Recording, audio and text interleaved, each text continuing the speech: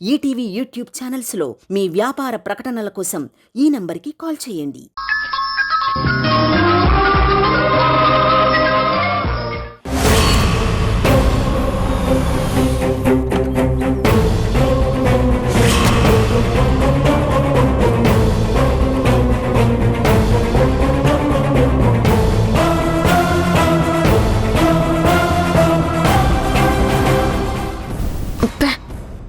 ఏ పిల్లకాయలంటే నాకు చెట్ట చిరాకు. ఆ పిల్లకాయలతోని నేను అమ్మ అని పిలిపించుకుని దుస్థితి వచ్చిండదు నాకు. అబ్బా, ఏం రాత రాస్తివి దేవుడా, నా కర్మ. కాదంటే 30 లక్షలు మిస్ అయిపోతానే. వెళ్ళకు తప్పదు.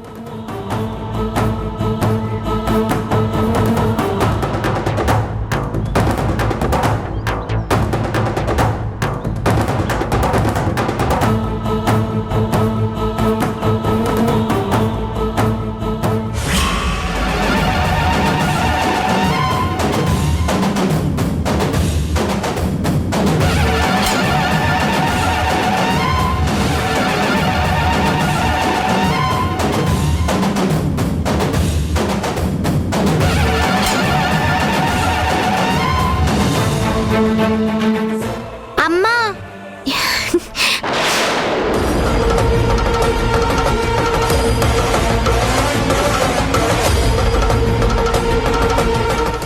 అమ్మా వచ్చావా? అవునమ్మా, నేను మీ అమ్మనే. నీకోసమే వచ్చాను.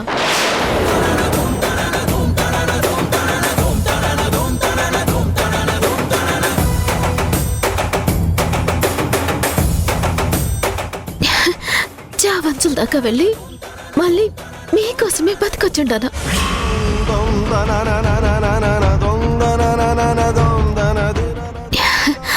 నాన్న రిషి, ఏంటలా ఉండవు?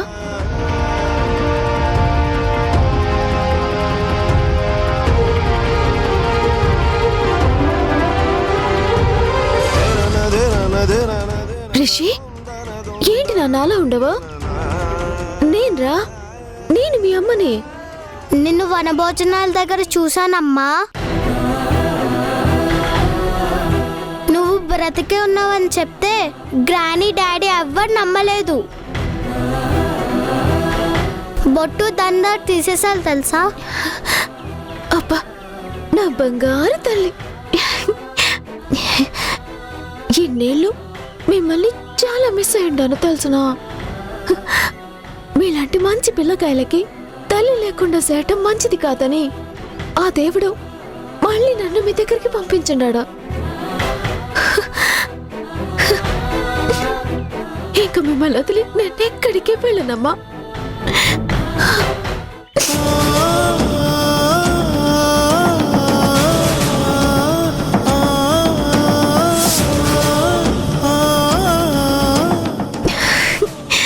నా బంగారు కొండ. పదండి. కను పాప నువ్వై వెలుగిస్తూ నా కలకు రంగుల మెరుపిస్తూ అడుగడుగు నీడై నడిపిస్తూ ప్రతి మలుపులో నన్ను గెలిపిస్తూ అండగా ఉండవే ఎప్పుడూ నువ్విలా. అమ్మా అమ్మా, నీ వెన్నెలా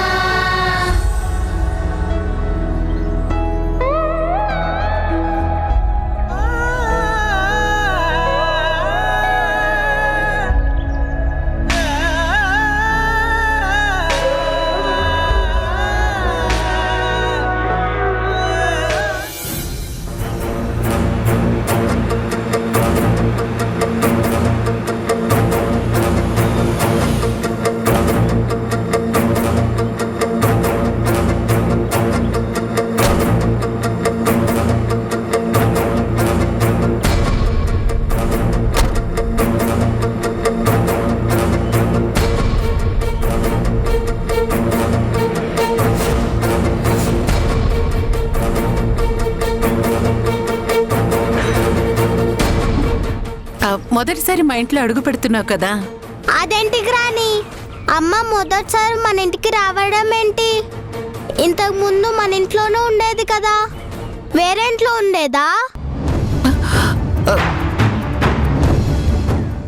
ఈ మసలు మా అమ్మేనా నానమ్మ? ఆ అనుమానం నీకెందుకు వచ్చిందిరా? నిజంగా అమ్మే అయితే నాన్నతో పాటు మన ఇంట్లోనే ఉండాలి కదా, వేరే చోట ఎందుకు ఉంటుంది? అప్పో, ఈ పిల్లకాయలు మామూలుగా లేరే, ఆవలిస్తే పేగులు లెక్క పెట్టేసేలా ఉన్నారు. అదేం లేదురా, తను నిజంగా మీ అమ్మే. యాక్సిడెంట్ అయిన తర్వాత మొదటిసారి మళ్ళీ మన ఇంటికి వచ్చింది కదా, అందుకే అలా అన్నాను. యాక్సిడెంట్ కాకముందు మీ నాన్నతో పాటు అమ్మ ఇక్కడే ఉండేది. సరే అయితే అమ్మ కారెత్తివ్వు గ్రాని.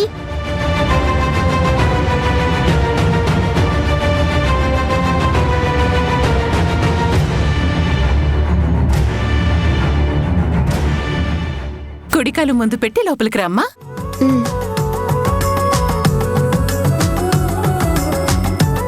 వామ్మో, ఇంత పెద్ద కొంప.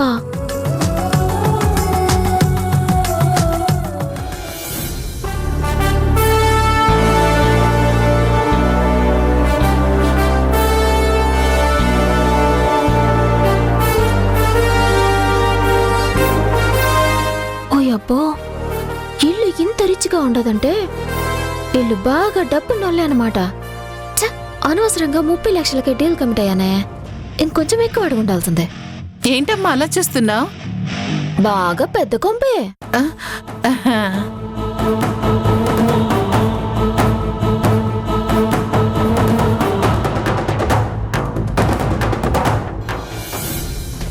ఏం దట్టా చూస్తాండా, ఈయనెవరు ఏంటారా? ఏంటి చంద్ర అంత ఆశ్చర్యంగా చూస్తున్నావు? మన కోడలు. ఓహో, ఈయన ఈవిడ గారి పెరిమిటనమాట.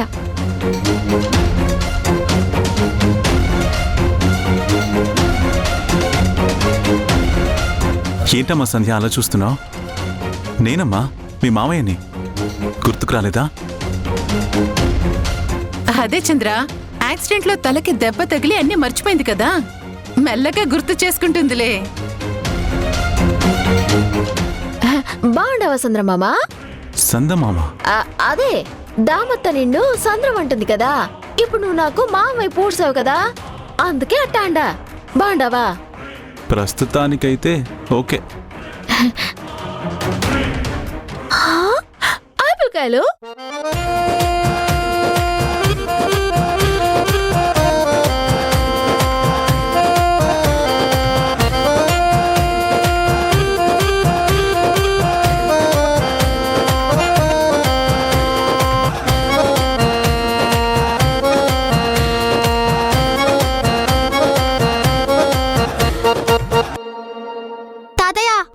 ఒకసారి నీ ఫోన్ ఇవ్వండి.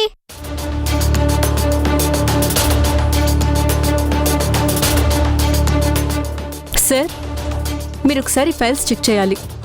ఇప్పుడు కాదు, తర్వాత చూస్తాను. వెళ్ళు.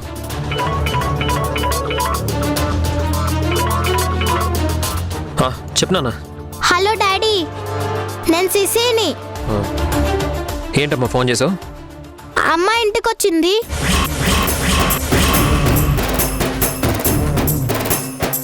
నువ్వు త్వరగా ఆఫీస్ నుంచి వచ్చే డాడీ. అలాగే. ఏమైంది సార్, ఎందుకు అలా టెన్షన్ పడుతున్నారు? మా అమ్మ ఏం చేస్తుందో అర్థం కావడం లేదు సౌమ్య. ఇన్ని రోజులేమో పిల్లల నుంచి సింధుని దూరం చేయడానికి సంధ్య ఫోటో పెట్టి తనే మీ అమ్మ అని పిల్లల్ని మరిపించింది.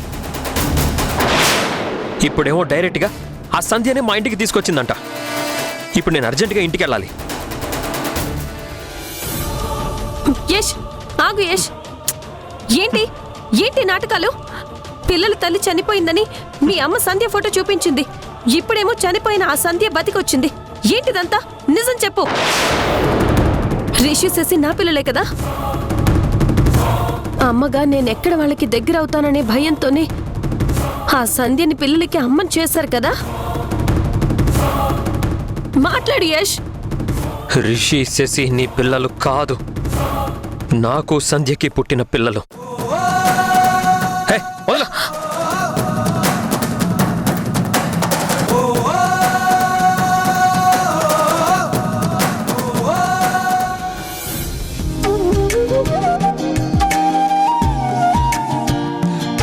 పిల్లలు, అమ్మా సంధ్య, అమ్మా సంధ్య, నువ్వు వెళ్ళి ఫ్రెష్ అయ్యరా. ఈ లోపు యశ్ కూడా వచ్చేస్తాడు. అప్పుడు అందరం కలిసి భోంచేద్దాం. అట్నే మేడం. ఏంటి గ్రాని, ఏదో పరాయి మహిళ నిన్ను మేరమని పిలుస్తుంది? నిన్ను అత్తయ్య అని పిలవాలి కదా.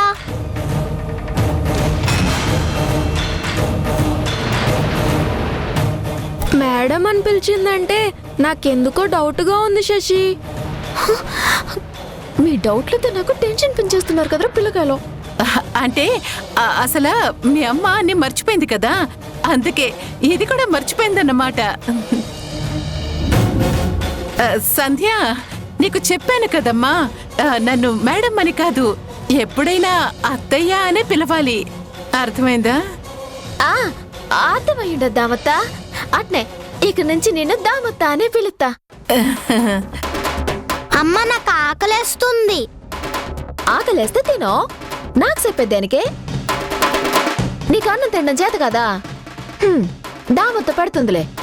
దావత్త, ఈ అమ్మికి ఆకలేస్తున్నదంట, అన్నం పెట్టు. అదేంటి, పిల్లలకి అమ్మే కదా దగ్గరుండి భోజనం పెట్టాలి. అవును, బిందు అమ్మ అయితే మాకు దగ్గరుండి భోజనం తినిపించేది. అమ్మా, నువ్వు పెడితేనే నేను తింటాను, లేకపోతే నాకు అన్నమే వద్దు, నేను తిన్ను. సంధ్య, శశి అడుగుతుంది కదా, తినిపించమ్మా. కొత్తగా అమ్మొచ్చింది కదా, అందుకే నీ చేత్తో తినాలని అడుగుతుంది. దామత్త, నీతో మాట్లాడాలి, ఓ తూరిట్రా.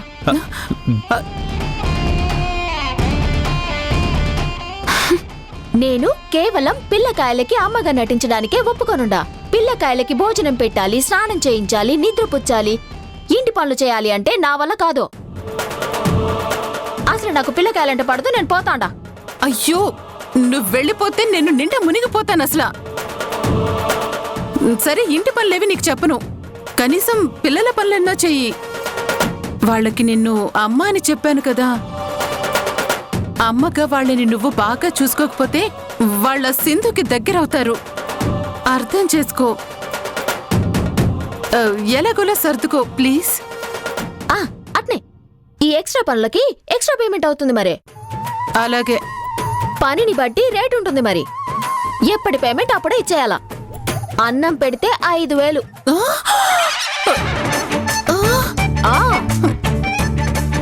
సరే, పద.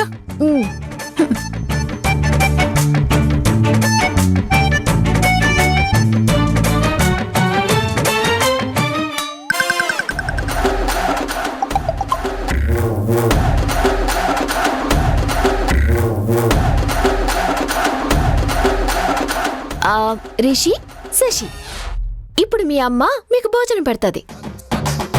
తమ్ము, సంధ్య నిన్ను పక్కకు తీసుకెళ్లి ఏం మాట్లాడింది? మా మధ్య 1,00,000 ఉంటాయి, అవన్నీ నీకు అవసరమా చంద్ర? కొన్ని విషయాలు నీకు తెలియకపోవడమే మంచిది.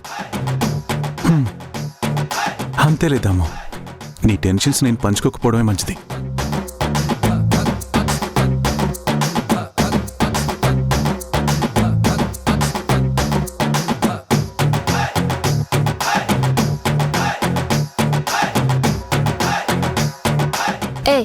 తిన్రా.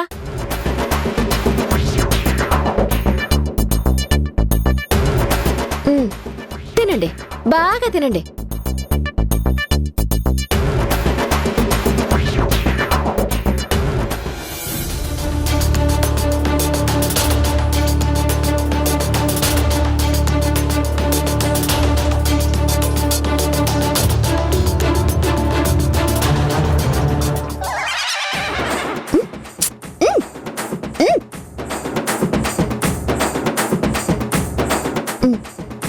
రేయ్, పట్రా.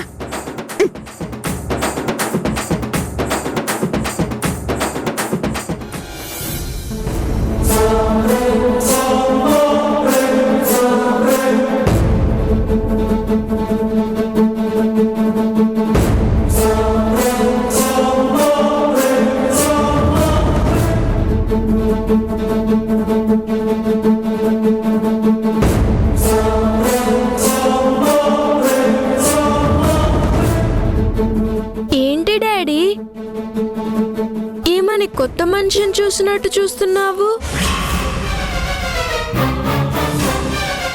ఈమె ఏంట్రా ఈమె? అమ్మాయిని పిలవాలి. నువ్వు కూడా ఏంట్రా? నీ భార్య వస్తే పలకరించకుండా అలా చూస్తూ ఉండిపోయావు. పిల్లలకి డౌట్ వస్తుంది, మాట్లాడరా. సంధ్య ఎలా ఉన్నావు? బాగున్నానబ్బే, నువ్వెట్టా ఉండవు? ఫైన్. అమ్మా సంధ్య, ఎన్ని రోజులు నువ్వు లేకపోయేసరికి వీడు పిల్లలు నీ గురించి ఎంత బాధపడ్డారో. నువ్వు వచ్చేసావు కదా, ఇక ఎవ్వరికి ఏ బాధ ఉండదు. యష్, చూసావరా? వచ్చి రాగానే పిల్లలు ఆకలితో ఉన్నారని తెలిసి తనే దగ్గరుండి మరీ భోజనం పెట్టింది. ఆ అమ్మ మనసు అంటే అలాగే ఉంటుంది.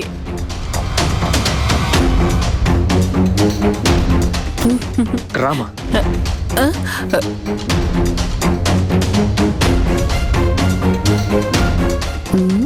అతని తీరు చూస్తుంటే నేను రావడం అస్సలు ఇష్టం లేనట్టుందే. మాట్లాడవేంటమ్మా? నువ్వు చేస్తుంది కొంచెమైనా నీకు అర్థమవుతుందా? ఇప్పుడేమైందన్రా? ఎవరో అమ్మాయిని తీసుకొచ్చి నా భార్య అంటున్నావు, నా పిల్లలకి అమ్మ అంటున్నావు. ఏంటిదంతా? నాకు నచ్చలేదు. విన్నావు కదాము, వాడేమంటున్నాడో? అందుకే వద్దని చెప్పాను. ఎందుకు వాడిని ఇబ్బంది పెడతావు?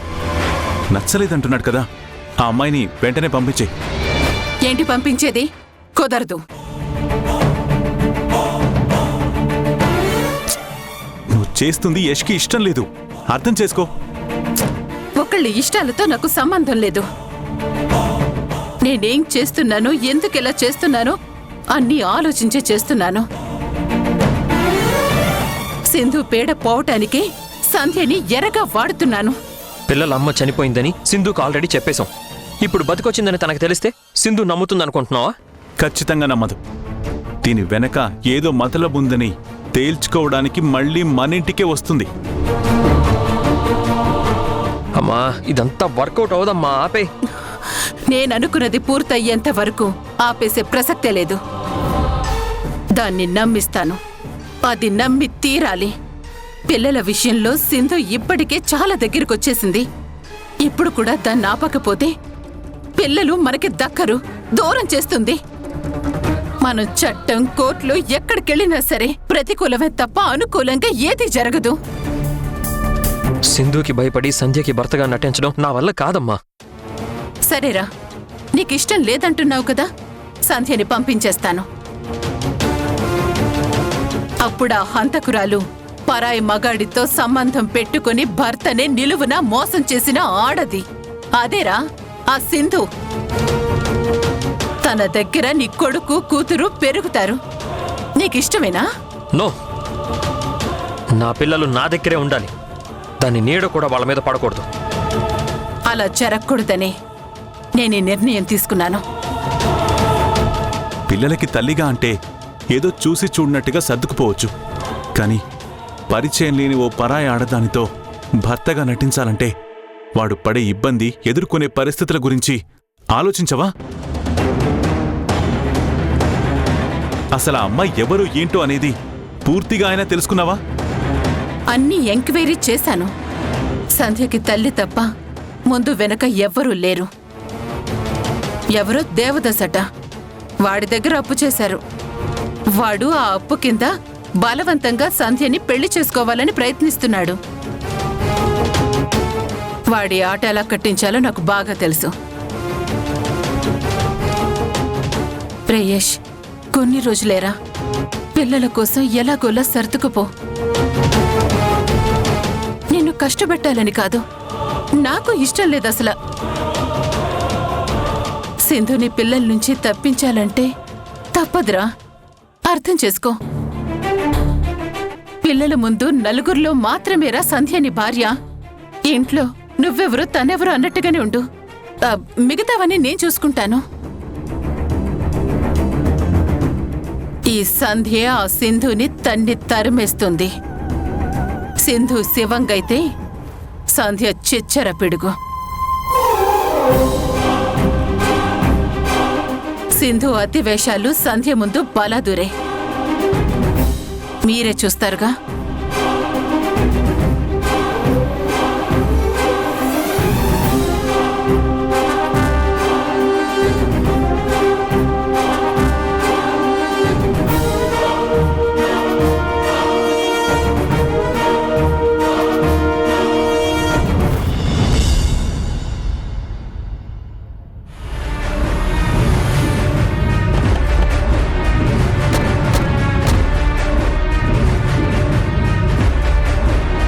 సార్, కంప్లైంట్ ఇవ్వాలి. కూర్చోండి. చెప్పండి. నా పెళ్ళాన్ని కిడ్నాప్ చేశారు సార్.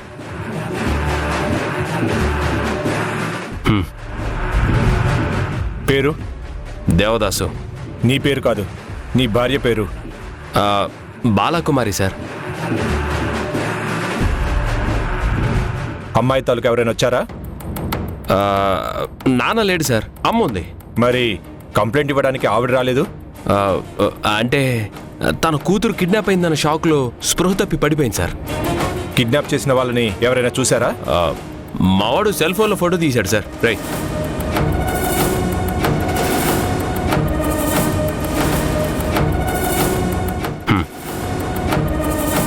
ఈవిడెవరో తెలుసా?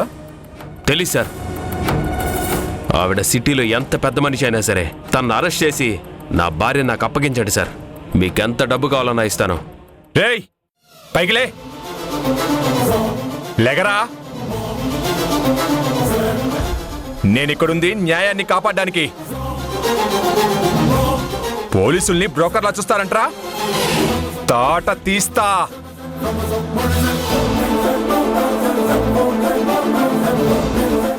ఈవిడ ఎంత పెద్ద మనిషైనా సరే తప్పు చేస్తే వదిలే ప్రసక్తే లేదు.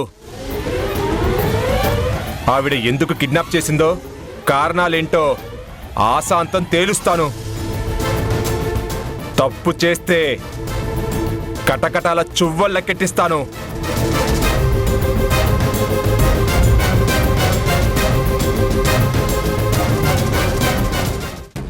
ఇంకోసారి అది నా పిల్లలు అంటూ మన ఇంటి దరిదాపుల్లోకి రాకుండా దానికి సరైన బుద్ధి చెప్పి మెడపట్టి బయట గెంటేసేదాన్ని.